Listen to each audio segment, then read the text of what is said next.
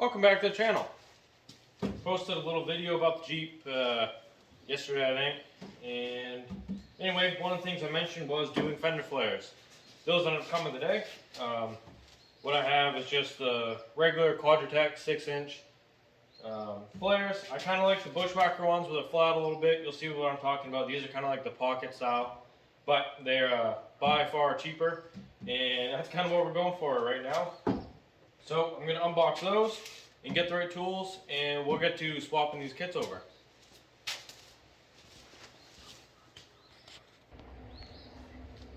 So right off the bat, one thing I do like seeing is all this new hardware. Now, the one thing I need to figure out if this is actual hardware for the flares or if these are just for the mock bolts. I know some companies I've seen do that in the past, and I believe this is a 6-piece kit. I don't really remember. I might only do 4 pieces. We'll see how it looks with and without them. These are from behind the step, I believe. That's kind of what they look like. I don't see where else they go, so I'm gonna bet these are behind the step there. And then get into the important part.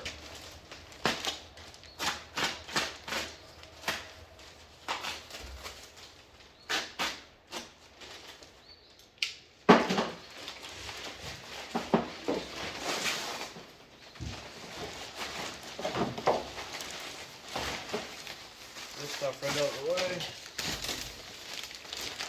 Okay. So separately.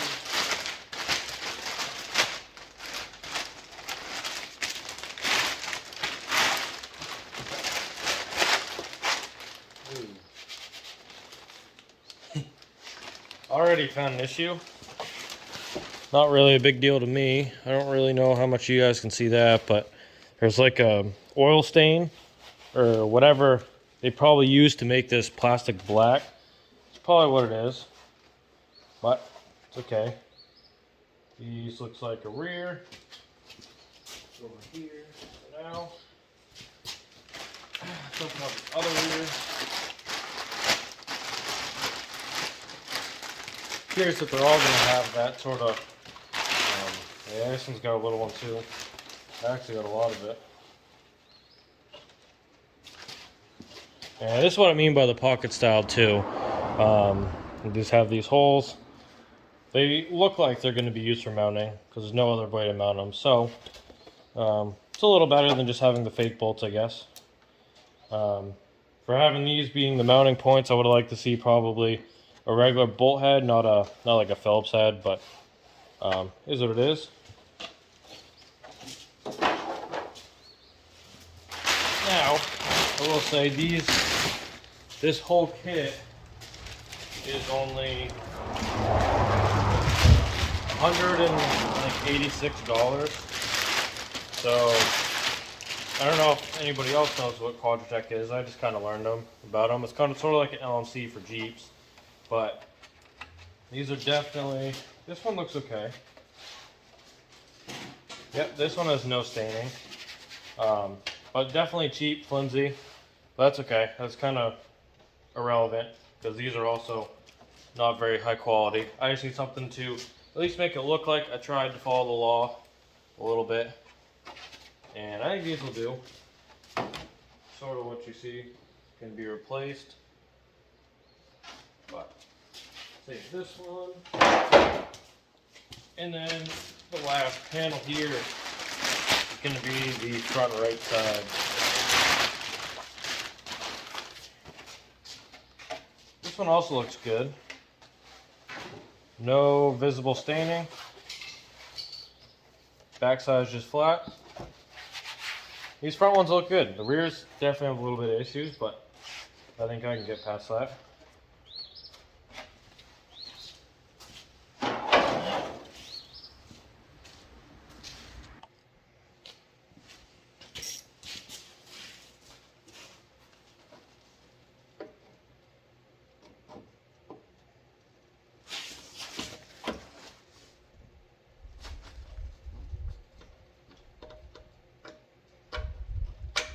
You lied to me.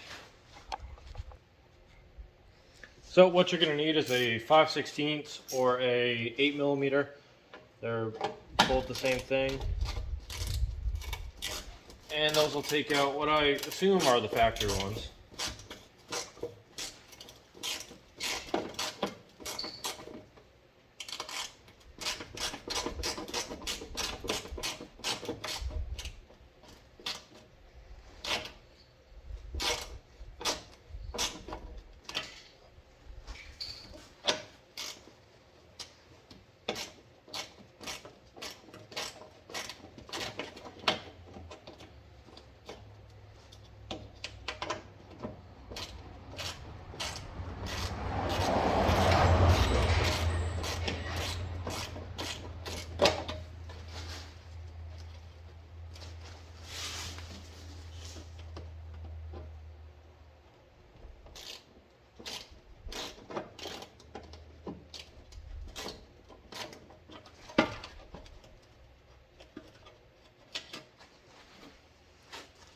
And this is going to be what your factory clip looks like. You just have your 8mm to your plastic kind of retainer. And then I'm going to go ahead and take the rest of these out, and then we'll skip ahead to when everything's off. So the last thing you have to do is unscrew the two Phillips head screws that hold this marker light on. Twist the bulb, pops right out. So, I think this is officially done.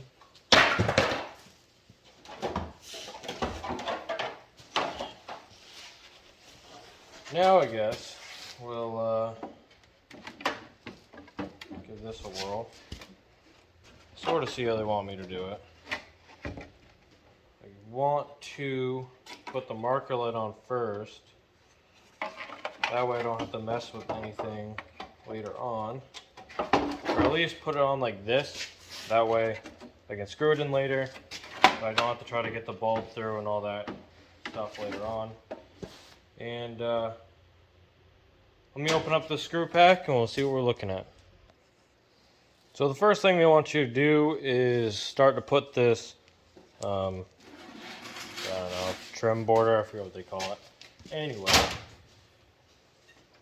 I don't really love this stuff. I think it's kind of tedious, but that's okay. Now I chose the wrong end. I want to do the other end for you guys. So anyway, I'm going to start in the end closer to the door, but you're pretty much just going to start with peeling the red sticker part back.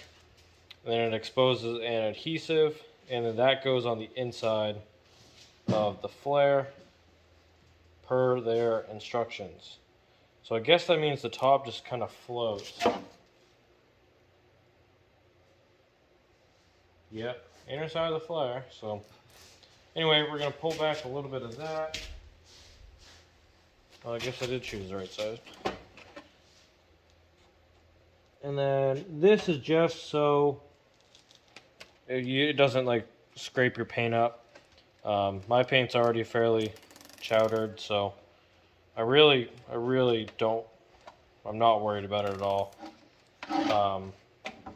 If I was doing this the improper way and by myself, I'd probably just say screw it and not do that at all. But anyway, we're gonna give it a whirl. Now, they do say on their instructions, right, pretty much at the top, is you have 90 days to return this or talk to them if there's a defect. I'm going to say that that stain is a defect, but I don't care, so I'm not going to return it.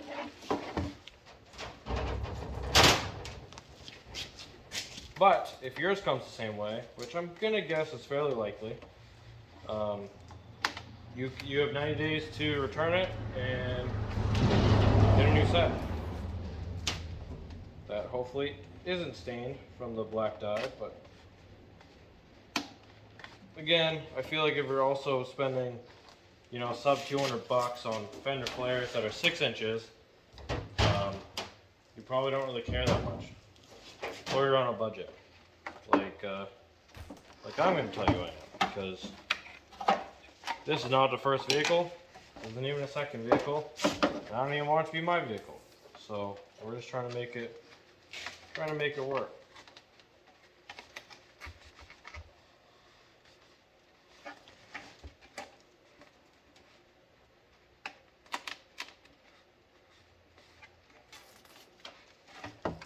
So you see, I'm just kind of going every couple inches, pulling it and pushing it into place roughly, and you can go back afterwards and neaten it up.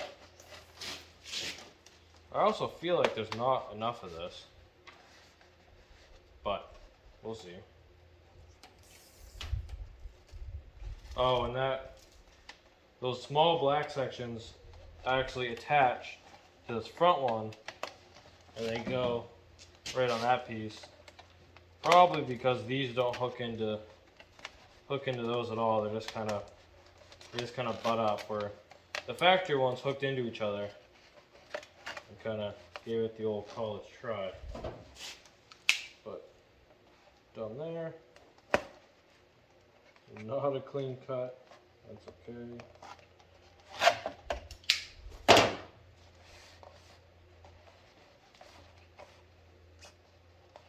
So we're just gonna finish pressing all this on, kind of pinching the back side of it, get it to stick. It's not super hot out today, so it's not just gonna instantly stick on me. So it looks pretty good. That's on. I'm gonna throw my light back in here.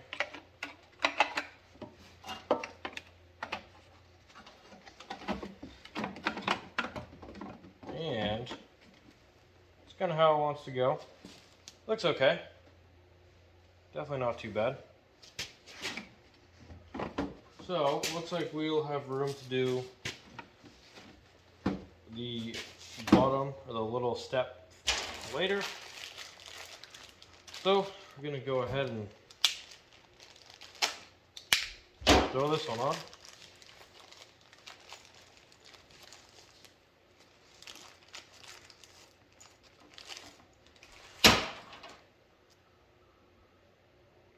Looks like these are the longer bits, the light.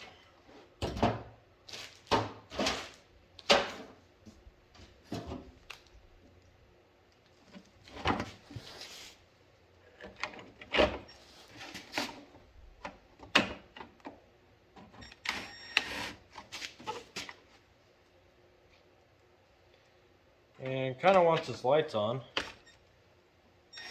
it will do me a favor of pretty much holding this thing roughly aligned.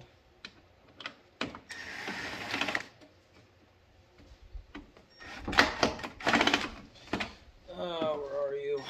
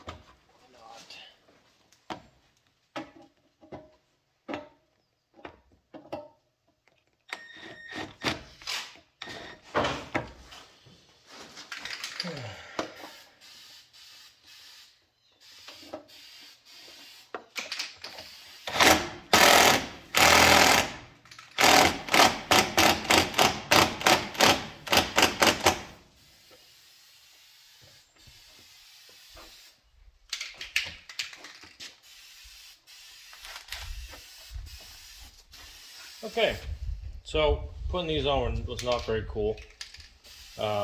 Pretty much you have these 2 rubber spacers that they send you, and in the front you use 2. It looks like in the back, I'm assuming 1. I haven't made it that far yet, but pretty much you need a 3/16 drill bit, and then you probably just like take a Sharpie and mark it when it's like nice and straight the way you want it. I just screwed these on and then said that was flat enough for me and drilled in all the holes and then just screwed them in. Now, one of these back ones, the reason why the hood's up is because I started dripping fluid. The windshield washer fluid is right behind one of the spots where they want you to drill, and I drilled through it. See, I went through the metal, and there was another layer, and I drilled through that because the screw needs to go further. So I thought, hey, that's way too close. It's like right on it. So I just drilled through that. I was like, oh, I'll put the screws in that too. And then water started dripping down. I was like, no, cool. And now I don't have a windshield washer reservoir because I drilled 2 holes in it. So anyway, don't do that. Maybe try just going through the metal and not through the plastic and seeing if your screw doesn't go through it on its own. Also, go very slow with these because pretty much just go until it's tight. And then if later on, if it's not tight, you can tighten up a whisker. But I didn't strip any yet, but it seems like if you go pretty hard on these, there's nothing on the back. There's no nut, there's no nothing. The only thing keeping these on is the 3/16 bit with a 1/4 inch screw so that the threads will catch the hole that's slightly smaller, and that seems like it can strip out pretty easily if you really feed the screw to it.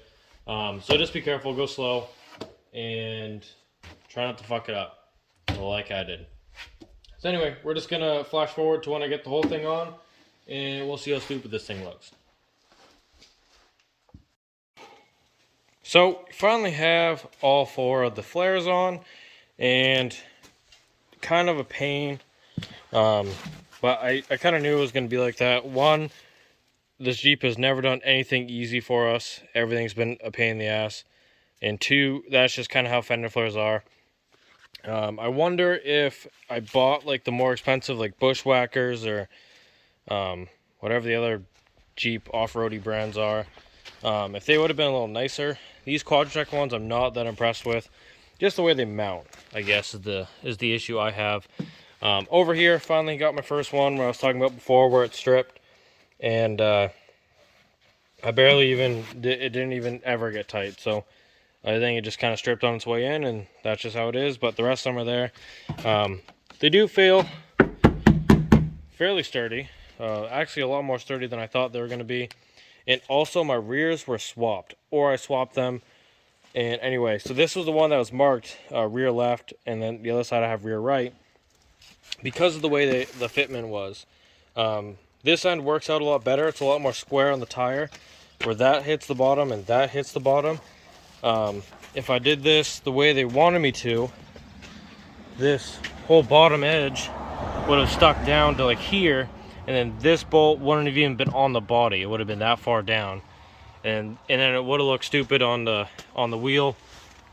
Now I do wish they were maybe a little closer to the tire, or at least, you know, to the body line, because it does kind of look funny. The only thing I don't like is how when you look in there, you see the very present brim of what used to be. I mean, it's not like it's just like an inch. I mean, that's a lot. So anyway, that's the only thing that aesthetically I don't like. Besides just the whole style itself, I'd rather have the flat, but the pocket was a better for my money. So that's what we got. I don't hate them. I definitely don't hate them. Next thing, the top definitely needs to be painted black. I think if we just scuff it, it kind of is sort of textured already. This is kind of textured. I think it'll go pretty good if we just paint that one black real quick, and this whole thing will look a lot better. Probably de-stripe it. Stripe's kind of lame. It's not really my style. Maybe de-stripe and de-badge it, because that CR badge is, I just don't care about it. Now the next hardest part was this step those here. It's put on there interestingly, and then also being kind of rusty and up where I am. The bolts and stuff were not in great of shape, and it was kind of pain. Also, this one had a blowout pretty bad too, so that's interesting. And then this side, you can see all the sand and stuff. The salt sand's kind of collected. Gonna have to wash that off now that we can. But this side took it a lot worse. It collected that salt sand and manifested it into a pretty soft hole. And this whole kind of piece is soft. It's working its way up. Probably gonna have to beat all that out. I already have to get a couple cans of paint match anyway, just to fix this tailgate. So might as well just throw in an extra one. We'll fix up there too, and likely we'll do the old half-ass trick, or we'll beat all this rust out. If there's a hole, we're either just gonna fill it Bondo or a spray foam then Bondo, sort of like how we have on my bed over there. Because I'm not gonna buy a panel for this. Or actually, I mean, this is that metal actually seems okay, but I have some spare sheet metal, and I have some bigger squares from doing this body panel. Might be able to just cut a strip of that out, throw a little weld in there, and then repaint that. I think that would be a lot better way of doing it. So I guess that's next for the body part.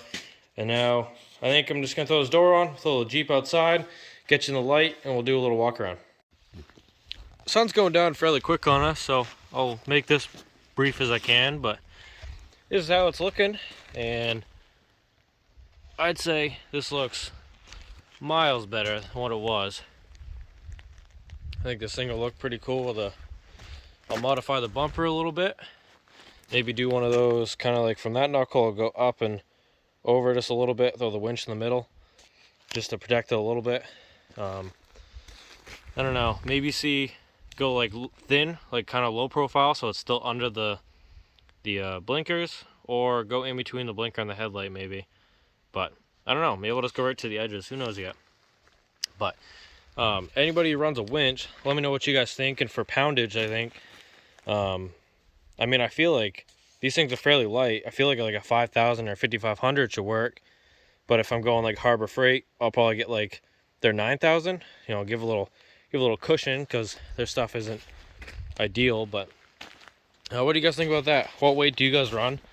And I guess any other things you would do to something like this? Thinking some rock bars, or Nerf bars, or the rock sliders is the word I was looking for, just to kind of cover those body mounts a little bit and kind of tie the whole thing together. But anyway, this is it with the 6-inch pocket flares from Quadratec.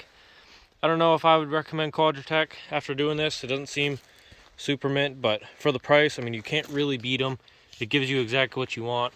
Still doesn't cover the whole thing, but it's close enough. But anyway, thank you guys for watching, and I hope you guys have a great rest of your day.